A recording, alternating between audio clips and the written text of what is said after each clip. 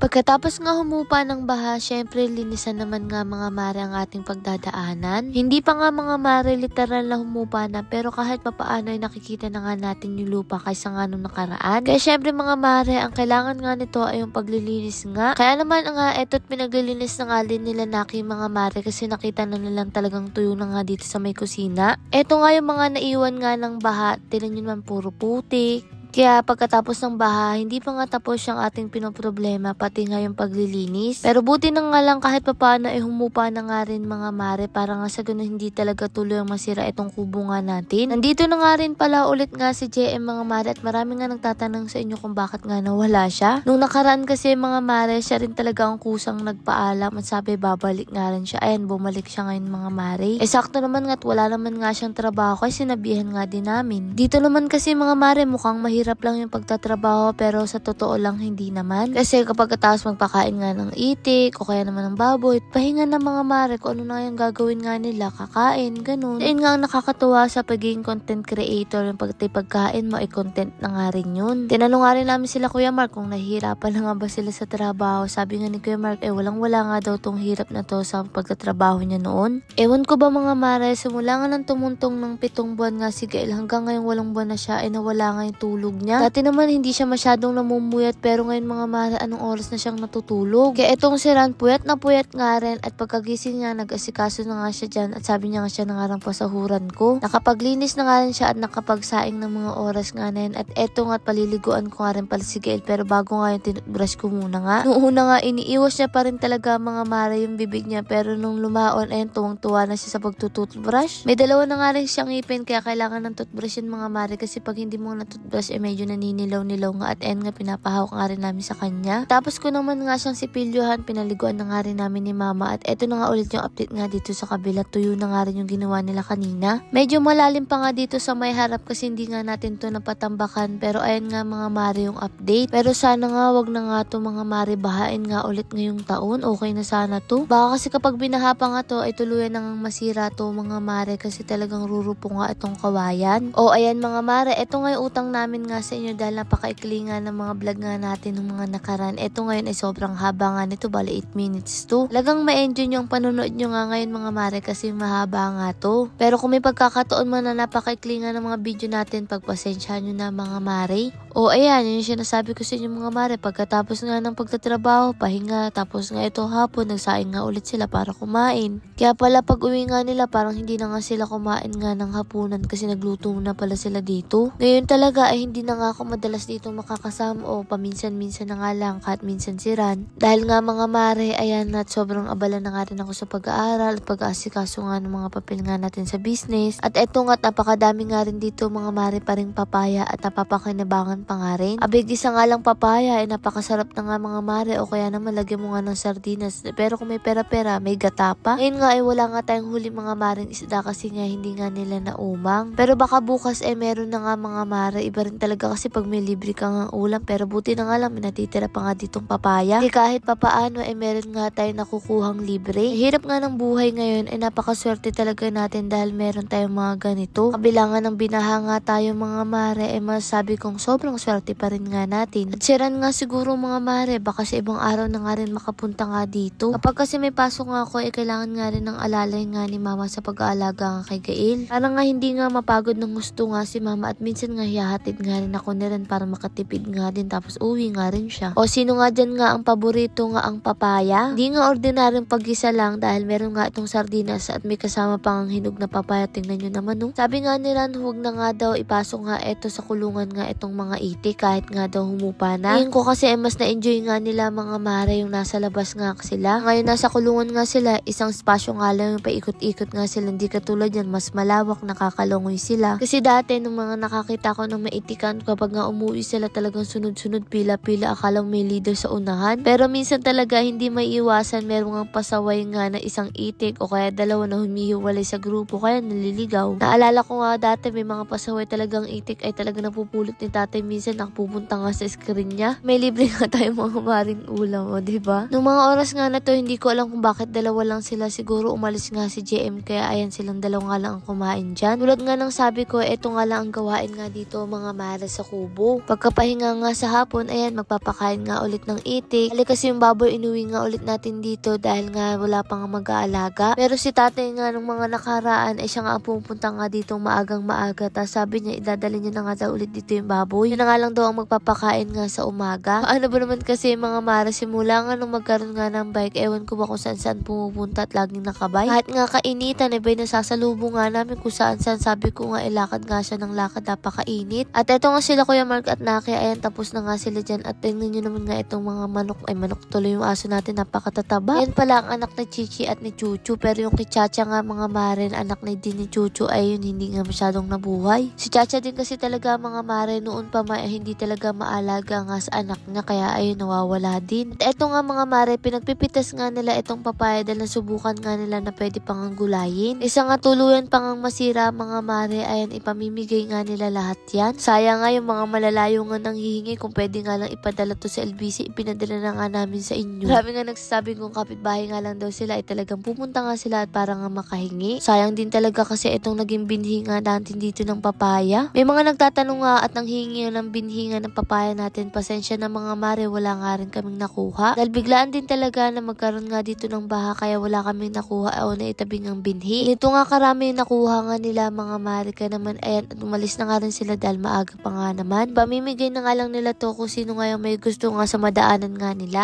Nakakatuwa nga din mga mare kasi nga marami nga nagkagusto. Abay, masarap yan mga mare, tulad nga ng sabi ko sa inyo, gataan nyo lang yan. Kaya eto nga si tate, nakita ko na naman nga dito sa gilid ng kalsada. Palagi niya kasama nga si Kuya Agoy kung saan. Ang lugar nga natin na to mga mare, nakikita nyo, ito nga lang din yung binibilihan nga namin na tindahan, malapit lang ito sa atin. Sa mga kapitbahay nga lang din namin ito mga mare, maraming salamat po sa inyo. Katapos naman nga nun, etong at alas 5 pa, pero sobrang taas pa nga rin ng araw at nilabas nga namin itong sigil dahil naiinip din. Sabi kasi ng tita niya mga mare, ilagay nga daw namin sa stroller, kaya naman ayan, nilagay nga namin at sinubukan nga dito at tahimik nga lang din siya. 4 na buwan na nga lang ay mag-iisang taon na nga itong sigil mga mare, at nakakatuwa nga, marunong na nga rin siyang gumapang. Kaya lang hindi pa talaga literal na gapang, paano inuuna niyang itukod nga yung ulo, sunod nga yung puwet niya. Pero ang mahalaga nga mga mare ay ngayon ay marunong na talagang gumapang kahit nga hindi pa ganun kahusto. At eto na nga rin pala yung update nga natin dito sa kabila, hindi na nga rin talaga namin to na vlog yung kabila nga natin. Dahil nga malapit na nga rin mailabas nga yung brand nga natin na sabon, at eto nga pinaayos na nga rin namin to. Yun na nga lang talaga, may mga promotion nga tayong dumarating mga mare, kaya maraming salamat po sa mga brands na nagtitiwala sa amin. Ganyan ba naman kakit ang ngingiti sa yung mga mare, ewan ko na lang kung di matunaw ang puso mo sa sobrang cute. Kaya sabi ko nga sa inyo, iba rin talaga kapag nga may bata ka nga sa loob nga ng bahay, tingnan naman yung ngiti. Kaya lang hindi mo rin talaga matatagal ang pagbubuhat sa kanya mga mare, kasi sobrang bigat na nga ng batang ito. Eto nga, problema na naman nga kami sa mga hindi pa naman dapat problemahin. Ganun kasi talaga kami naran, mahilig kaming mangarap. Abay, problema kami paano kung mag-boom nga yung product nga natin, tapos wala nga tayong mapaglagyan nga ng stock. Tapos sino nga yung makukunin nga naming mga tao, kala mo naman talaga ay meron na talaga. Pero maganda nga rin yung mga mare, kasi kapag positibo ang buwan na mo sa buhay, positibo nga rin ang lalapit nga sa iyo. At eto na nga yung update nga natin dito sa kabila, sobrang nakakalungkot kasi yung mga sili nga natin ay naubos na. At eto nga yung kangkong, sobrang tuwang-tuwa naman. Kangkong na nga lang ang natira natin dito mga mare, at napakaganda nga ng tubo. Eto nga mga sili, tuluyan na nga rin nasira. Lord, maraming pong salamat sa lahat ng blessing. At syempre sa inyo mga mare, paano ba yun? Bukas na lang ulit.